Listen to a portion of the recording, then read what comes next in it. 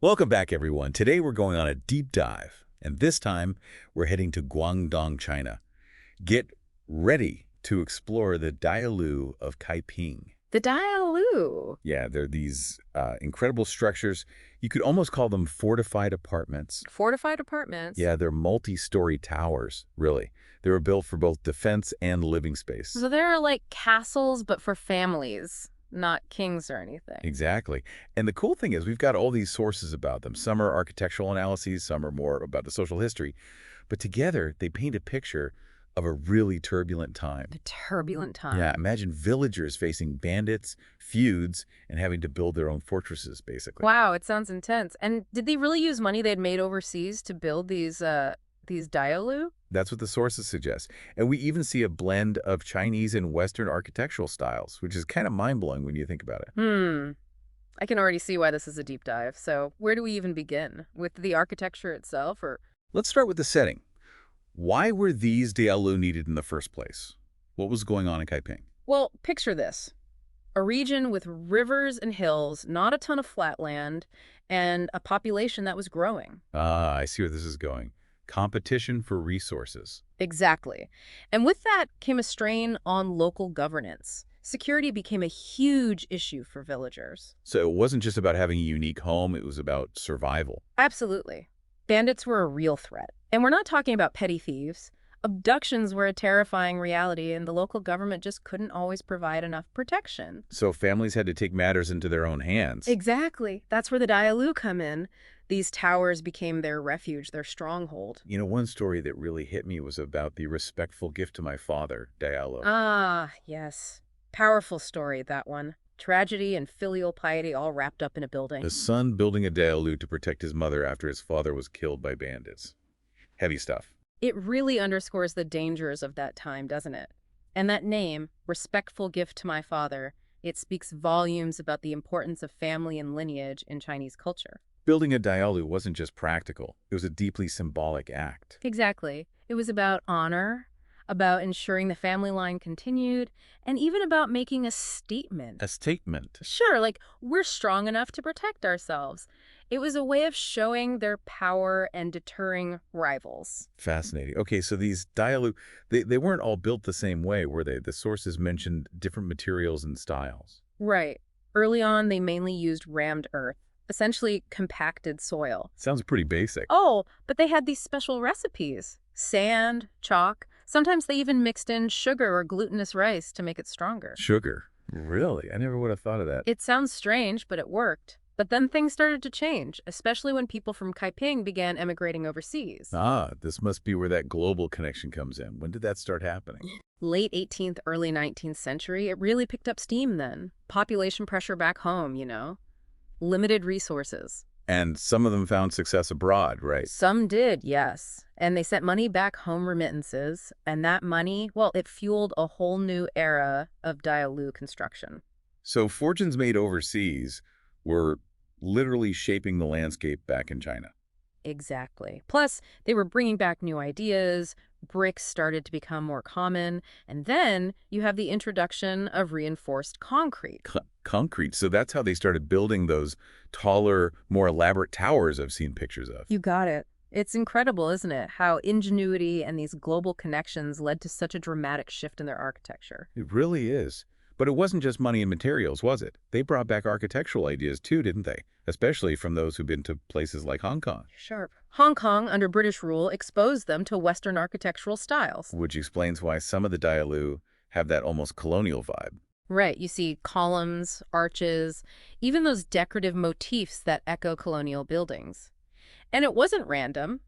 It seems like there was a kind of architectural catalog making the rounds, showcasing popular styles from abroad. So we've got this region facing security threats, families protecting themselves, and then this wave of emigration that brings back wealth, new materials, and even new architectural styles. It all comes together in the Diaolou. It's a remarkable blend of influences, wouldn't you say? Absolutely. But let's talk more about that immigration itself. Yeah. The sources suggest it wasn't always a choice driven purely by economic opportunity. You're right. For many, it was about escaping danger, about survival. Take the Red Turban Revolt, for example, mid-19th century. Or revolt. Yes, a major political upheaval. For those caught in the crossfire, emigration was a way out. Wow. It really adds a layer of complexity to the emigration story. It wasn't just about seeking fortune. Exactly. And even for those who did go seeking opportunity, the journey and the life that awaited them were often far from easy. I can imagine. What were some of the biggest challenges they faced? Well, for one, there was a system called the credit ticket system. Basically, they borrowed money for passage and then had to work off their debt in often very difficult conditions. Arriving in a new land, probably not speaking the language, and immediately burdened with debt. I can see how that would be a recipe for hardship. It wasn't easy, but their sacrifices, their resilience, it's all part of the Diaolou story too. Because that money they sent back, it helped build those towers. Which brings us to an interesting point. These Diaolou, they weren't all just individual family shelters, right? You're right. There were Jiulu, built by single families, but there were also Zonglu. Those were built by multiple families or even entire villages. A show of collective strength? Precisely. And they weren't just about defense, they were also status symbols. Status symbols. Think about it. In a landscape with feuds and rivalries, a village's Diaolou sent a clear message. Like, we're organized, we're wealthy, don't mess with us. Exactly. Architecture as a power play. And it wasn't just between villages. Even within families, there could be tensions and power struggles. That story about the naming dispute really illustrated that. Yes, Mayu. She wanted her husband's Diaolou named after their son, not her father-in-law. It caused quite a stir. It shows how deeply intertwined these structures were with social relationships, lineage, and that concept of face, which is so central to Chinese culture. It really does. Something as seemingly simple as the name of a building could become a battleground for these complex social dynamics. It's amazing how these Diaolou, built for defense, ended up reflecting so much more about the lives of the people who built them. But we can't forget about those bandits. Who exactly were they? Well, they came from all walks of life, really. Some were demobilized soldiers, others were outcasts, or simply people trying to get by in tough times. So not every bandit was a stereotypical villain. Not necessarily. It was a complicated time, and those bandits could be highly organized, even recruited into armies during times of conflict. Like when the Qing dynasty transitioned to the Republic of China. Precisely. That kind of instability created opportunities for banditry. You even had cases where local militias, once tasked with protecting people, were disbanded, and some turned to banditry to survive. Talk about a volatile situation. And if I remember correctly, even the disbanding of those militias sometimes actually made the bandit problem worse. Right, because you had all these trained fighters suddenly out of work, with few other options. And then there were cases where banditry was fueled by existing feuds. That story about the Kilongma incident really stuck with me. The one from 1928? Yeah, it wasn't just a random attack. It was tied to that feud between the Fang and Guan lineages. A tragic example of how these rivalries could escalate into violence, even drawing in bandits to settle scores. And those feuds weren't just abstract power struggles. Real lives were lost, communities torn apart. So how did the Diaolou actually help people defend themselves against these attacks? Well, they were designed with security in mind. Some had narrow windows perfect for firing projectiles. Others had compartments for storing quicklime, which could be dropped on attackers. Ouch. That would definitely do the trick. And some even had homemade cannons.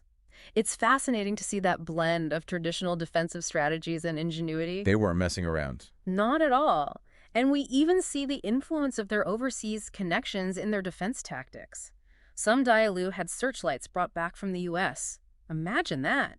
Bandits approaching in the dead of night, suddenly blinded by a powerful beam of light. Talk about using those global connections to your advantage. Exactly. It's a reminder that even in those times, the world was more connected than we might think. And it's a perfect segue to our next point. Yeah. Because life in KaiPing wasn't just about bandits and defense. Remember that story about the communal stone pestles? The pestles? Yes. And the dispute over a pestle shelter?